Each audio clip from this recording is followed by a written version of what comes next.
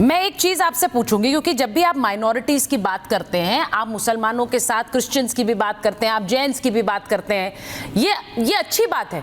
लेकिन वही माइनॉरिटीज, जैन्स हैं, क्रिश्चियंस हैं, वो कहते हैं वो सेंस ऑफ एंटाइटलमेंट हमें तो नहीं है जो वक्फ के जरिए मुसलमानों को है।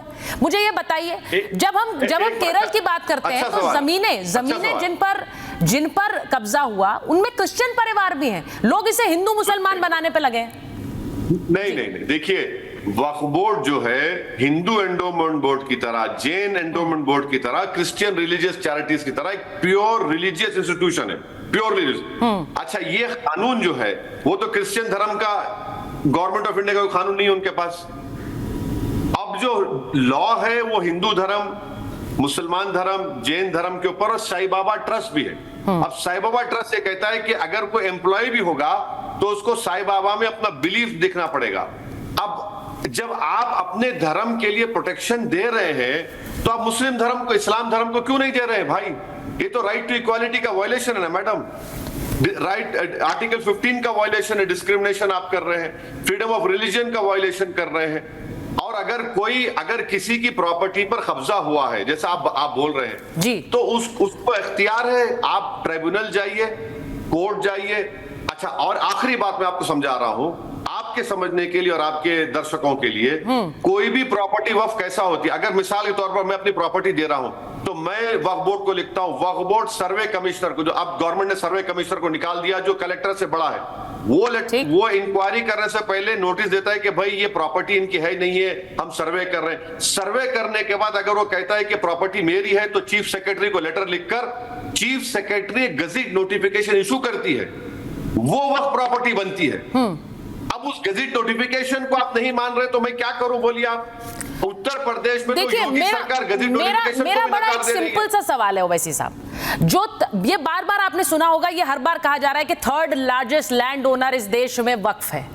अब समस्या ये है कि आप ही का बयान कह रही हूं कि इस देश में मुसलमान पिछड़ता चला गया, इस देश में गरीब मुसलमान और गरीब होता रहा। तो वक्फ तो बना ही था गरीब मुसलमान की मदद करने के लिए, थर्ड लार्जेस्ट लैंड ओनर है, लेकिन गरीब मुसलमान गरीब होता चला गया, तो मदद की क्या वक्फ ने?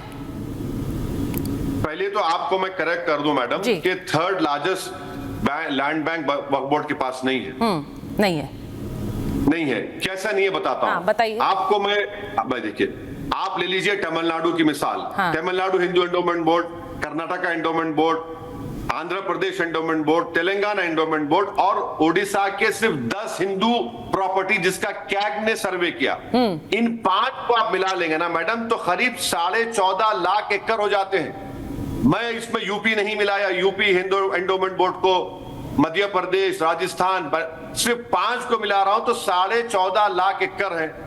तो ये जो प्रोपेगेंडा बीजेपी संघ परिवार ने किया वो छूटा है, नंबर 1। दूसरी बात आप कह रहे हैं कि रेवेन्यू क्यों नहीं बढ़ रहा है, वही बोल रहे हैं ना आप।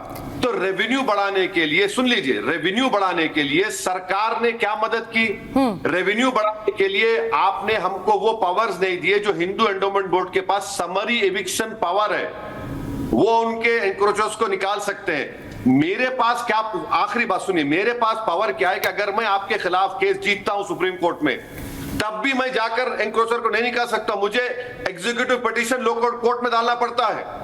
आप वक्फ बोर्ड को पावर्स नहीं देकर जो थोड़े पावर्स थे उसको तो आपने निकाल ही दिया, और आप मुझसे सवाल कर रहे हैं रेवेन्यू कैसा नहीं है, रेवेन्यू क्यों नहीं बढ़ रहा है। देखिए वैसी साहब, मैं हमेशा कहती हूँ आप बहुत अच्छे वक्ता हैं, लेकिन आप क्या इस बात को नकार रहे हैं कि वक्फ थर्ड लार्जेस्ट लैंड ओनर नहीं है? आप कह रहे हैं ये सरासर झूठ है, संघ परिवार का फैलाया झूठ है। तो ओवैसी साहब ऑन रिकॉर्ड कह रहे हैं कि वक्फ के पास इतनी जमीन नहीं है जितना के प्रचार किया गया।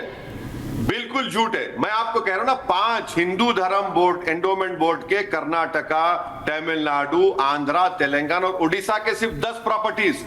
अगर आप यूपी, बिहार, राजस्थान, बंगाल को मिला लेंगे तो मैडम जो पैसा आता है डिफेंस से बड़ा हो जाएगा। सर तिरुमाला तिरुपति की भी मैं बात कर लूं, टेम्पल बोर्ड से भी जो पैसा आता है, जो टैक्स लगता है, वो टैक्स देश में बेहतरी के लिए सबके लिए जाता है। वो हिंदू मुसलमान नहीं देखता है, वो क्रिश्चियन और जैन नहीं देखता है। क्या वो देख रहा है जो सरकार टैक्स का पैसा लेती है, क्या वो देख रही है धर्म? वो सुन लीजिए, मेरे मैं समझ गया, मुझे जाना है जल्दी में, वहां देर से ज्वाइन करे। जी बताएं। देखिए टीटीडी से जो आप पैसा लेते हैं सरकार, उसको वापस करना पड़ता है, वापस करती है सरकार। अच्छा, और एक बात सुनिए मैडम, टीटीडी में जो नॉन हिंदू एम्प्लॉयज उसको निकाल रहे हैं आप, एम्प्लॉयज की बात कर रहा हूं। सुनिए मेरी बात मैडम, प्लीज मेरी बात को मुकम्मल सुनो, मैं तैयार हूं, सुनिए मेरी बात। बोलिए। एम्प्लॉयज को आप निकाल रहे हैं। टीटीडी का एक्ट ये कहता है कि जो मेंबर होगा, असिस्टेंट कमिश्नर होगा, हिंदू होगा। भाई मुस्लिम धर्म में आप क्यों कर रहे हैं, नॉन मुस्लिम को क्यों ला रहे हैं? और टीटीडी का आखिरी बात, टीटीडी में जो आप मेरा सवाल टक करके अपने सवाल पर लाना चाह रहे हैं ओवैसी साहब। नहीं, मेरी बात सुनिए। टीटीडी के आप जिक्र किए, टीटीडी में जो लड्डू बनता है कौन बनाता है? आम हिंदू बनाता है? नहीं बनाता है मैडम। आम ब्राह्मण बनाता है? नहीं बनाता है। ब्राह्मण में एक सेक्ट है, वो ही लड्डू बनाता है। आप तो मेरा पूरा, लेकिन सर उसके बोर्ड में क्रिश्चियंस भी थे।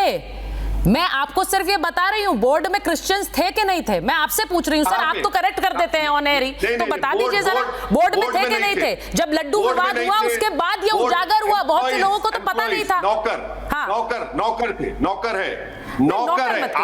आप नौकर को निकाल रहे हैं। नहीं, आप सुनिए ना, आप नौकर को निकाल रहे हैं। बोर्ड में लोग नौकर होते हैं मैडम, जरा सुन तो लीजिए बात को। आप नौकर को निकाल रहे हैं। जो बोर्ड के मेंबर्स है वो तो हिंदू ही होना चाहिए, जो गवर्नमेंट का कमिश्नर है वो तो हिंदू होना चाहिए। आपने कहा होना चाहिए, उसमें क्रिश्चियंस भी थे। लड्डू विवाद जब हुआ तब बहुत से आम लोगों को पता चला कि बोर्ड में क्रिश्चियंस थे। मैं यही आपको बता रही हूँ। नहीं, ये बोर्ड में मैडम सुनिए एक बात, आप समझिए मेरी बात को, जरा समझिए। बोर्ड में जो मेंबर्स होते हैं इंक्लूडिंग कमिश्नर, वो हिंदू हैं। एम्प्लॉइज जो है, एम्प्लॉइज नौकर, अब मिसाल के तौर पर रिपब्लिक का एमडी हिंदू ही होना चाहिए, आपने कानून बनाया था। एम्प्लॉय कोई हो सकता है। जो बोर्ड का जो मेंबर है ये आपने क्यों कहा? टीटीडी का, वो तो हिंदू है वो एक्ट है वो उसका। एम्प्लॉइज के ऊपर कोई एक्ट नहीं है सर। सड़क, अच्छा मुझे एक बात बताइए, सड़क प्रदर्शन हो रहे हैं, मुझे पता है आपको जाना है, सड़क प्रदर्शन हो रहे हैं। आज कलकत्ता की भी तस्वीरें आई हैं, अहमदाबाद की भी तस्वीरें आई हैं। लोग जो ये बार कह रहे हैं, आपकी पार्टी की तरफ से कहा गया देशव्यापी आंदोलन करेंगे। ये शाहीन बाग वाली जो सोच है, इसके आप समर्थक हैं कि जगह जगह शाहीन बाग बना देंगे?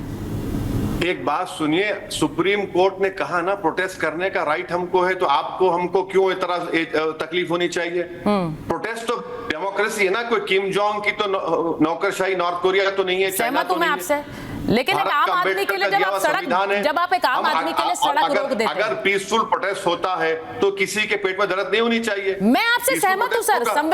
संविधान की प्रति सबसे ज्यादा आप ही हाथ में लेकर चलते हैं, आप उसका हवाला बार देते हैं, मैं आपसे सहमत हूं इस बात में। लेकिन जब आप सड़कें ब्लॉक करते हैं, जब आप प्रदर्शन कहते हैं, आप शाहीन बाग वाली धमकी देते हैं, तो आम लोगों को शाहीन बाग में ही निकलने में कितनी दिक्कत हुई थी। दिल्ली जाम हो गई थी, लोग निकल नहीं पा रहे थे अपने घरों से। आप वो चाहते हैं, आप उसके समर्थक हैं?